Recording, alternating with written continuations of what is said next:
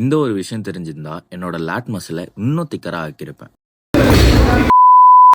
Hi guys, திரும்ப வர போகிறேன்ற சீரீஸில் இது டே 7. இன்றைக்கும் நம்மளுக்கு காலேஜ் இருக்க காரணத்தினால காலையிலே காலேஜுக்கு கிளம்பி போயிட்டு என்னோட ஃபர்ஸ்ட் மீலை சாப்பிட்டேன். அதுக்கப்புறமா லேப் கிளாஸ்னால லேபுக்கு கிளம்பிட்டேன். எப்பவும் போகிற லேபுக்கு போனால் இங்கே இல்லை அங்கே இல்லை இங்கேன்னு சொல்லிட்டு ஒரு மாதிரி சுத்தலில் விட்டாங்க. கடைசியாக ஒரு லேபில் போய் உட்காந்தோம். அங்கேயே நான் உட்காந்து பிசிலன்னு பார்த்து கரெக்டாக மஜாவாக நான் டேப் போட்டப்பட்ட நிலையில் இருந்தது. இதை பார்த்து நம்ம ஹாப்பி நண்பர் ஒரே ஹாப்பி தான். அதுக்கப்புறமா சும்மா வீடியோ எடுக்கலான்னு எடுத்துகிட்டு இருந்தேன். அப்போன்னு பார்த்து கரெக்டாக மேம் வந்துட்டாங்க. நூலையில என் ஃபோனு மிஸ் ஆச்சு. அதுக்கப்புறம் என்ன லேபம் முடிஞ்சு வீட்டுக்கும் கிளம்பி வந்துட்டு என்னோட செகண்ட் மீலை சாப்பிட்டேன். செகண்ட் மீலை சாப்பிட்ட அப்புறம் ஒரு மாதிரி மந்தமா இருந்துச்சு. இப்படியே உட்காந்து வேலையாகுதுன்னு என்னோட போஸ்ட் ஒர்க் அவுட் மீலை ப்ரெப் பண்ணிட்டு ஜிம்முக்கு கிளம்பிட்டேன். ஜிம்முக்கு போகும்போது கரெக்டா ஒரு சிறிய வேலை அதையும் வீட்டுக்கு பண்ணி கொடுத்துட்டு ஜிம்முக்கு எஸ் ஆயிட்டேன். இனி புல் பார்ட் 2க்கான தேவையான ஒர்க் அவுட்ஸ் எல்லாம் போட்டுட்டு இருந்தேன். ஸ்டார்டிங்ல ஒரு கதை கேட்டிருப்பீங்களா, அதை பத்தி இப்போ சொல்றேன் வாங்க. ப்ரோ, ரோயிங் போட்டா மட்டும் தான் உன்னோட பேக் திக்னஸ் அதிகமாகும். உண்மைதான். அதுக்கான கரெக்டான வேரியேஷன்ஸ் சூஸ் பண்ணணும். ஃபுல் பேக் திக்னஸ் ஃபோக்கஸ் பண்ணி ஒரு லேட் டே வச்சிருக்கேன். என்ன ஃபாலோ பண்ணிட்டு லேட்னு மெசேஜ் பண்ணுங்க. உங்களோட டிஎம்க்கு அது தானா வரும். என்னோட ஒர்க் அவுட்ஸ் எல்லாம் முடிச்சுட்டு என்னோட போஸ்ட் ஒர்க் அவுட் மீலை சாப்பிட்டு முடிச்சுட்டு என்னோட கிளைண்ட்ஸ் எல்லாம் ட்ரெயின் பண்ணிட்டு வீட்டுக்கு போயிட்டேன். ஃபர்ஸ்ட் என்னோட மீலை சாப்பிட்டுட்டு